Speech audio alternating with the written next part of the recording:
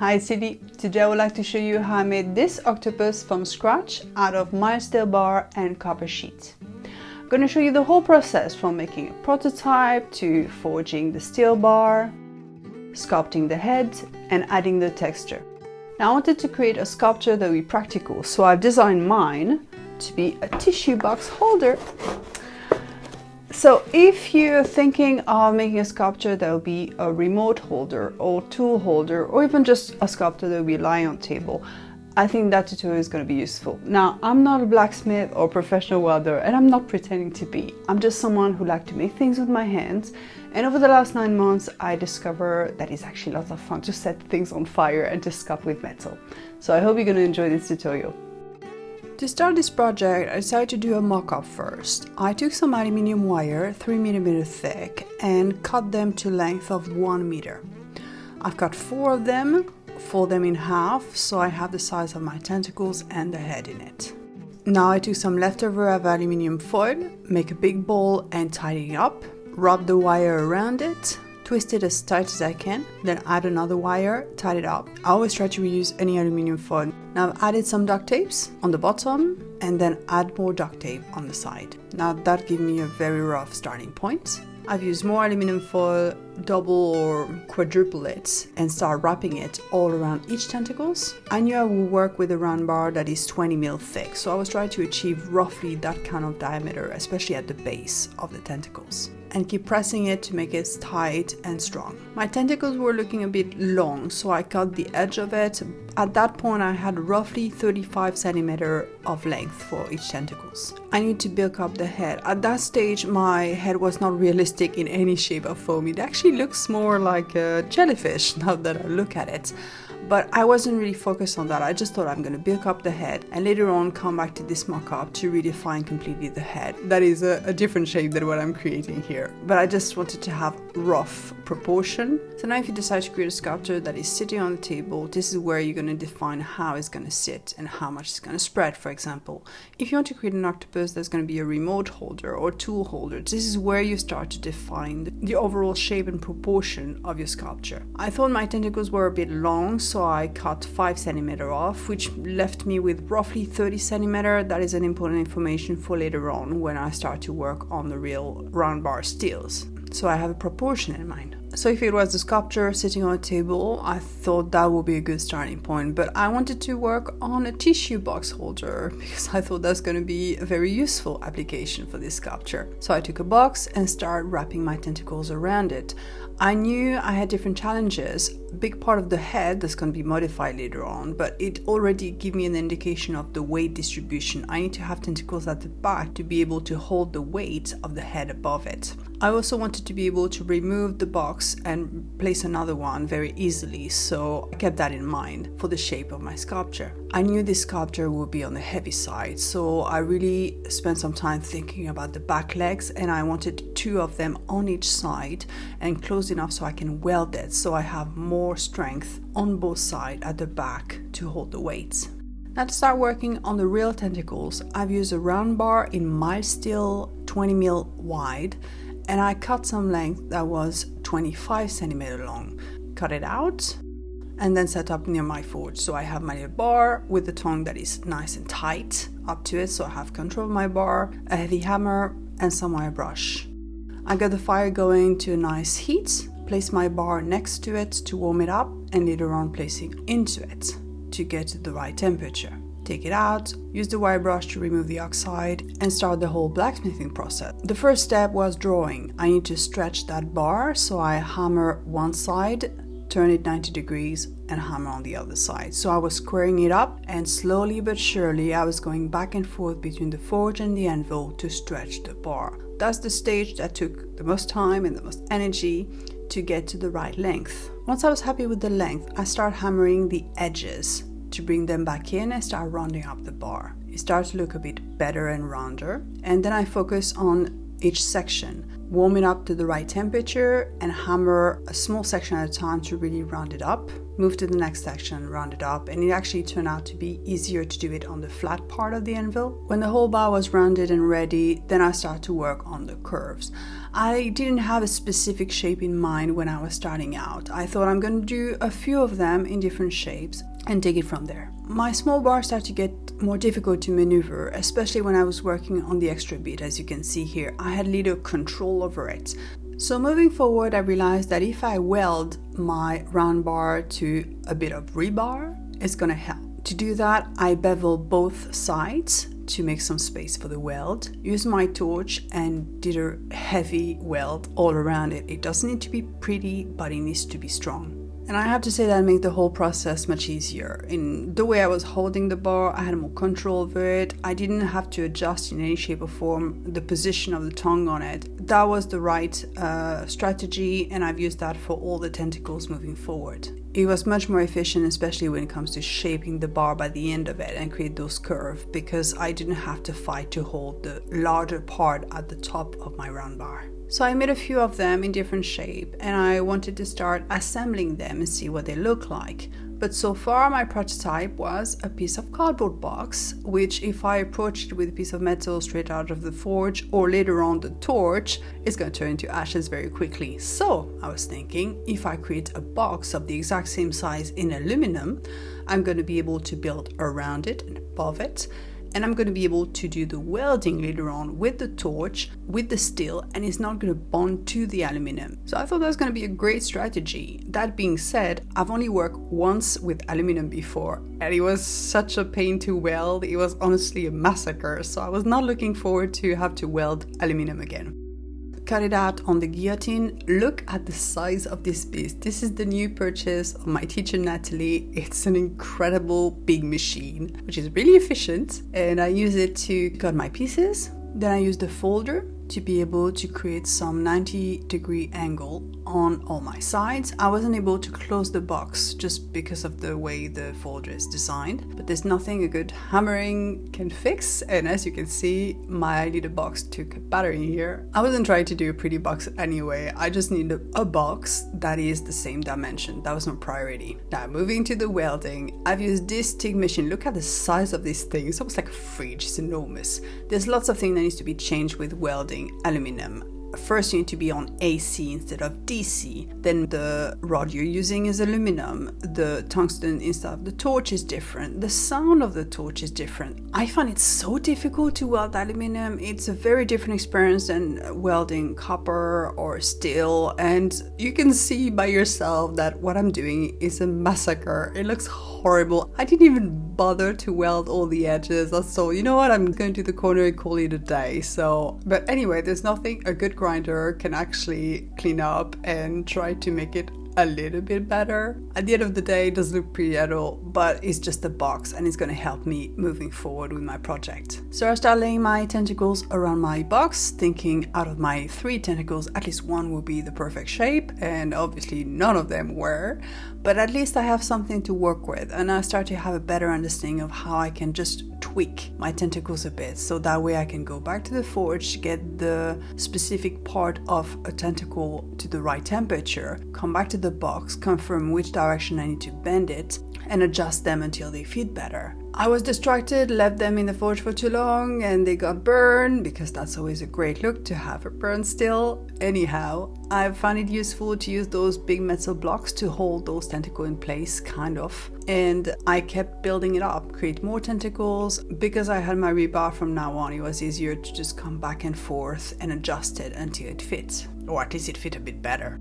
So I've done 7 of them with different variation of shapes, and my 8th one was still on the rebar. I thought I haven't finished it and I might as well keep it on the side for now. Starting with what I've got, assemble them and then see what is missing in terms of shape. I focused on the first one. I wanted to make sure it was well grounded with 2 anchor points, so I took my time with this one. I wanted to find the right position because everything is going to be built from it. I used the permanent marker to mark what I need to remove a bit on the side so the next tentacle will sit onto it. I also need to change the direction. At the moment, the base of the tentacle was going straight, and I needed to make it look like it was going upwards into the head of the octopus. So I need to remove plenty of steel underneath. Clamp it into a vise and use the disc cutter to remove the excess. Then the grinder with a 40 grit disc to smooth everything up. So I had a base, it was rounded underneath, but the rest of the piece really needed a good cleanup. So I start with the grinder with the 40 grit disc, then move to the flap disc. This one has some rounded edges, which is actually better for the shape of the tentacle. Then I use the blender from Norton Vortex, which is even better to smooth everything up. For the smaller area, I had to shift to using my Dremel with some grinding stones, and then use an abrasive wheel to smooth it up after the grinding stone. Okay, now it looks much better than before. So I made sure I have my 2 anchor point into the ground, and I grabbed the next one to start to see how I can actually connect them together. And I went to the same process, mark it up, remove, and clean the whole piece. Once I went back into it, I had to do a few more adjustments, especially where the two parts connect, to make sure they sit nicely on top of each other. Once I was happier with the fits, I set up my TIG, made sure I had the respirator with the filters on, and then start to TIG it. I've done a thick heavy weld, I can clean up later on, that's fine. Put the piece on the table and TIG underneath. And I've done that for each tentacles, making sure there's 2 welding points at the top and at the base to make sure that the piece will be stronger. And I moved on to the third piece, playing around with the different options I had until I found the curve that I think was more suitable. Adapt it, clean it up, and weld it. And at that point, I didn't realize I've done a rookie mistake, because until that point I forgot to mark up where the opening of the tissue box were, and by the time I put the steel sculpture above my cardboard box, I can see that the third tentacles was actually blocking the entrance, so where the tissue will come out from. And I thought, okay, that's just not great. So I mark up the aluminum box, which I should have done from the start to avoid this mistake. Try to play around with 3 tentacles, moving forward, backward, but I was not happy with it. So I like, okay, you know what? Let's just remove the third tentacles, get the cutting disc, clean it up with the grinder, and start again. This time I place above it, and as you can see, it shifts the whole position significantly, so I have no more problem of access to the top or the entrance of my tissue box, and it sits differently and actually nicely onto the other tentacle. And then I kept going, work on the fourth tentacles. It started to get more stable and more cohesive with more tentacles added onto it. Then I started to play with the other side as well. Looking at my option, one was a bit short, but I thought I could build it up with the weld, so I used plenty of rod. I was fitting it so I can build up some volume at the top. And once I put the next one in, then I was able to not only weld it, but weld them together and build up some weld in between. I've also flipped the whole piece over and start to fill up the gap from underneath, and kept at it. At that stage I had 7 tentacles. I've tested out, see in terms of the weight distribution, I knew I had 8 tentacles. It makes much more sense to have it at the back because I still have the head, and that's going to be another heavy piece. I'm glad I didn't shape it up until that stage, because I thought I can get a much more precise template and know exactly what I need to forge. So I used a piece of steel rod that I just shaped by hand. The piece is the exact length of my bar, and I've carved it and created a template that will be much easier to work with moving forward with my 8 tentacles to shape it exactly as I need. Now, before moving with the head, I need to do some adjustment, because so far, let's just say it's been a naive interpretation of the shape of the head of the octopus. So I decided to get some reference image, because that's always the important part to get back to. Skin up my aluminium octopus, get back to the base of it, and start adjusting so I can have space for the eyes popping up at the top and a much bigger mass at the back. I've used 2 wooden beads that I've just duct taped, so I have some volumes for the eyes to start with, and just build it up and shape it so I have a much more realistic volume for the head. It confirmed what I was thinking about the weight distribution and the mass at the back, but it's not going to be solid steel at the back. It's going to be a hollow with copper on it, so it's a different amount of weight. But I was much happier with this mock-up now. I also could see that I need to connect the mass of the head to the tentacles at the back on each side to make sure everything is hold firmly together. So I've placed my newly adapted mock-up next to my still sculpture. There's plenty of variation in the tentacles, and that's absolutely fine. And then I've used the same thick steel rod that I've used previously to start building up the shape of the heads, like the outline if you want. So I used a leftover of the round bar to shape up my rod and went back and forth with the mock-up, which was a great way to get the proportion and adjust my rod until it's approximately the right shape. Then I position with some metal block against my sculpture and take it in place. Because this rod is going to melt quickly, so I had to use yet another rod to make sure that the bigger, thicker rod is not melting away. I kept at it, adding another one of those profile, adjusted until it fit nicely, welded into place, and keep going with a third one. And now you can start to see the volume of the head coming together. Now I've got those little rusty steel balls, which I thought would be a right fit for the eye. It seems to be the right proportion. Give them a good clean and weld them onto my frame. Having those eyes in place help making sense of the overall shape of the head. During the welding process, I've noticed that the thick rod I've been using so far to shape the head were kind of melting away. That's the whole point. As soon as you approach the torch, they're melting. So moving forward, I've used my steel round bar. I think it was 3 mil. Then I can weld them to my head and keep adding more bits to build up the whole frame. And I start to look really nice and strong.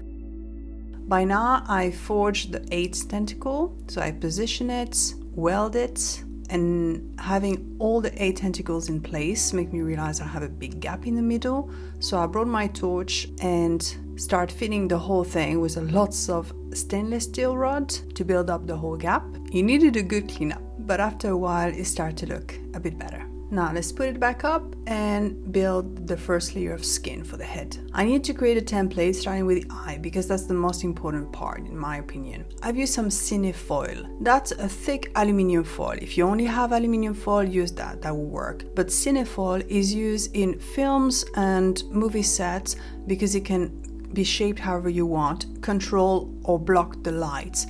And I've used it for so many things. It's absolutely an amazing material to work with.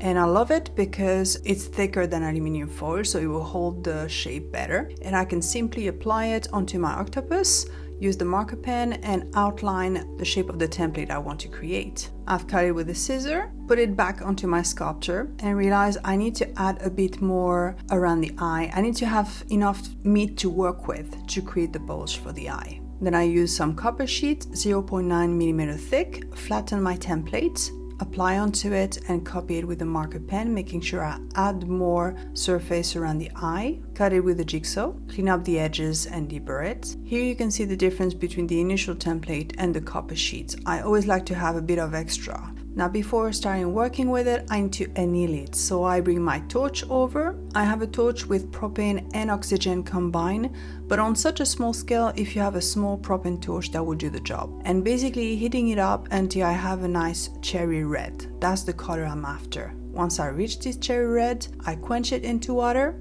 dry it up, and now it's super soft and I can start working with it. So as you can see, it's so soft that I can actually bend it with my finger, and that's what I start with. Just gently curve it so that it follows the tentacles, and then take the hammer and go a bit deeper into those folds. I start to have a rough initial stage, but I can feel that the copper is getting stiff. So I need to get back under the torch and anneal it again, and that's something I'm going to do over and over again during the whole process. Now that it's back to being soft again, I can continue with what I'm doing with the hammer and start to work around the eye. The copper is getting stiff, I need to get back into the forge and anneal it again. Now I wanted to focus on the eye, which is so important. So I found a dapping tool which is roughly the size of the eyeball, clamp it into a vise and start to hammer all around it to create this bulge. It is slowly taking shape, which is good, but the real result is when I reverse it on the sandbag and use some slightly smaller dapping tool and hammer it all around it. This is where I start to see a shape that I was really happy with, as you can see, really coming out. Because I was stretching the copper significantly, I can see that the opening, there was some cracks that start to appear. So I used my Dremel and smoothed all the edges. And then I wanted to revert the bulge. I wanted to come inwards. So I found some old rusty pipes, which seems to be the right shape. Used my large tapping tool first, hammer it in, but I wasn't too happy with it. So I just directly took the big ball pin hammer. Then I moved back to the sandbag and actually going all around it, gently turning the tapping tool is what helped me reach the right shape. And as you can see, it really started to come together now. So I've used a rod that is 100% copper, so there's no difference in colors, and start to do some TIG weld. My welds are not the prettiest, so I quickly grab my blender and try to make them disappear or smooth them up at least. Now I took the template that I've used for the first eye and was wondering, can I actually reverse and use it for the other side? It happened to work. Yes, so I've reused it on the other side. It just needs to be altered a bit, so I used the marking pen, draw it up, and then copy it onto copper. As you can see here, that was my initial shape. Then I did the whole process of annealing, beating it, shaping it. But by the time I have two pieces, I can start to see a little problem because my eyes were not in the right position. That's why it's always important to have some reference image next to you at all time to always double check. And I realized my octopus needed a significant eye operation right now. So with the gentle hand of a rugby player, I start cutting it, hammering, bashing the whole thing and adjust the eye. And now this is what it looks like with lots of alteration to the eye and some welding to the second part of the copper. Then I kept going, making more template with cinefoil, copy them directly onto copper, cut them, anneal them, and then shape them and hammer them in position. I had to do a thick weld just to cover the gap in between those plates and then spend some time with the Dremel to grind it all down. I focus on the inward part under the head, the one are supposed to be the funnel, I think. Those little parts were so thin that they were not the easiest to do, but I thought it's better to put them in before putting the rest of the head above it. Then I've cut the main part, anneal it, and spend lots of time back and forth, shaping it, anneal it again until I had a better fit. I wanted to work on a bigger piece because I will have less welding, but it's harder to manage because there's lots of different points that needs to be shaped. I still end up with quite some gap, but I knew it would be feasible to have a thick weld to fit it up and grind it down. I mean, you can see the gap, it's definitely there, and because I'm working with really thin sheets of copper 0.9, as soon as I approach with the torch, the edges just start to melt, so I have to compensate that with more rod, but because I arrived too quickly with the rod and the rest of the copper has not been able to reach the right temperature, I end up with blobs that are a bit harder to blend. It's really been a difficult process, and it took lots of grinding to hide the mess basically. I then flipped the octopus over and start to work underneath. It started to get a bit tricky to get in between the tentacles and try to make sure that the copper will really cover all the surface of the head, and actually having the piece of copper overlapping each other instead of just having a gap and nothing underneath was a bit easier with the welding. But it still look like a bit of a Frankenstein, and that's okay. I can grind it and flatten it. This was a game of patience, going back and forth between the Dremel and the TIG, because all it took is just a little bit of a torch too long or Dremel to just get a new hole and then have to fill the whole thing back again. So working on such a thin sheet of copper 0.9, I just wish I worked with 1.2 just to have a little bit more meat to work with. Now I'm going to talk about the texture. I started working underneath the octopus so I can get some practice and get better at it before I start tackling parts that will be more seen. I've used my TIG on lower setting, 60 amp, and by the time it was starting to get hot, I probably turned down to 55 amp. I've cleaned up the surface of the copper so there's less oxide, bring up the torch and start warming up the whole area, not just one specific point, because you leave the torch 1 second too long and it's going to make a hole. So I just warm up the area and you can see the heat spreading through the copper now. Then I start to work on one specific point, bringing the rod of 100% copper directly on it, at a little point, move along and make make another point a bit further. If you try to do the next point next to it, it's just going to blend into a bigger blob. So I actually find out it works better if I move like a centimeter away or something and then come back to it later. So the temperature just cooled down a little bit so I can put the next blob and it doesn't bond and melt into one bigger blob. At least that's what I was trying to achieve. And then I use the wire brush to remove the oxide. I later on find out a smaller version of that wire brush which turned out to be much better, and repeat the same thing over and over again. Now it needs to be cleaned regularly, and the most efficient tool are those wire brush for the Dremel. Those are quite aggressive, they will do the job for sure. Make sure you have full face shield to protect your face and that your skin is fully covered, because those tiny wire brush will start flying everywhere and turn into a little needle. So protect yourself, but these are super efficient and will definitely get the job done. Clean up all the little bulbs of copper that I've put in, but also make sure I clean up the area that I want to work with next so that I will get a good bond, and repeat the same thing over and over again until the whole head is covered.